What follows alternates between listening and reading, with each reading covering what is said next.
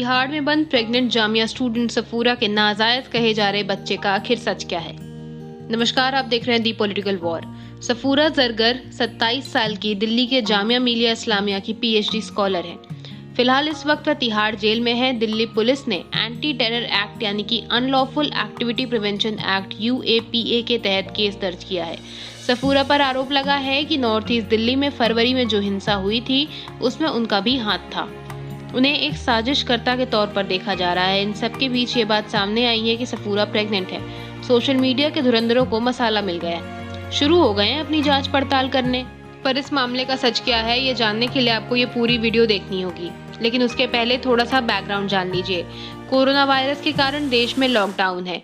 इसी बीच दिल्ली पुलिस दिल्ली हिंसा को लेकर गिरफ्तारियां कर रही है।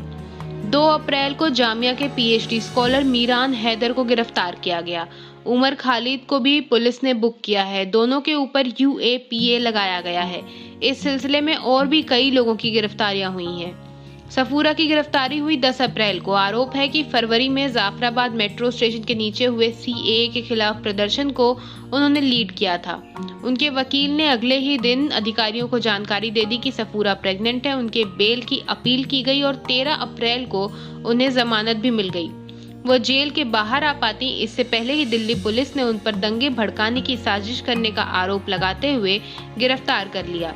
उसके बाद से जमानत की कोशिशें की जा रही हैं, पर उनके वकील को अभी तक कामयाबी नहीं मिली है।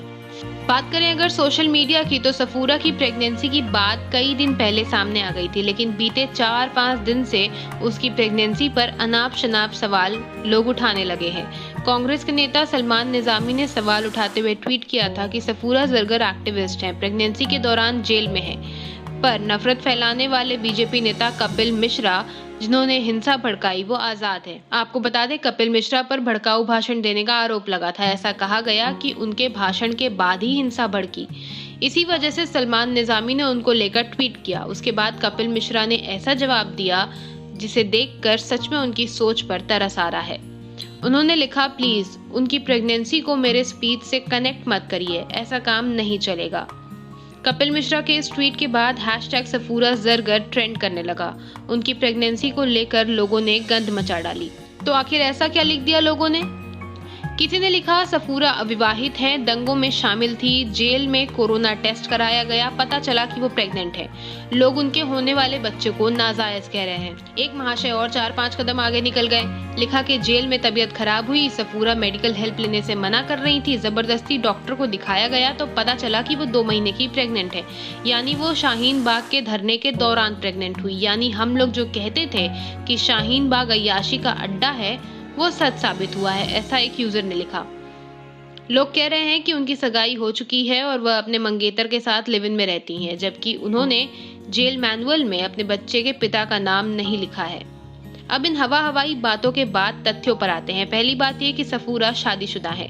2018 में उनकी शादी हुई थी, इसलिए जो भी लोग ये कह रहे हैं कि वो अविवाहित है, बेहतर है कि वो चुप रहें। और अगर वो अविवाहित है भी तो भी प्रेग्नेंट हो जाती हैं, तो ये उन्हें बुरा इंसान कैसे बना देता है? आज हम सबको अपने अंदर ये सवाल पूछने की जरूरत है। सफूरा जामिया कोऑर्डिनेशन कमेटी की मेंबर है, वहाँ मीडिया कोऑर्डिनेटर थी। एक मेंबर ने हमें जानकारी दी कि जामिया और शाहीन बाग दोनों जगह भले ही CAA के खिलाफ विरोध हो रहा था, पर दोनों प्रदर्शन अलग अलग थे। इन सब के बीच में क्या कहता है सफूरा का परिवार? सफूरा का परिवार इस वक्त उनके बेल के मशक्कत में लगा हुआ है। पति, बहन, माता पिता उनके और उनके बच्चे के सेहत को लेकर काफी परेशान है। समैया, जो कि उनकी बहन है, उन्होंने ट्विटर पर एक ओपन लेटर लिखा जिसमें उन्होंने सब कुछ जल्द ठीक होने की उम्मीद जताई है। न्याय तंत्र अपना काम कर रहा है।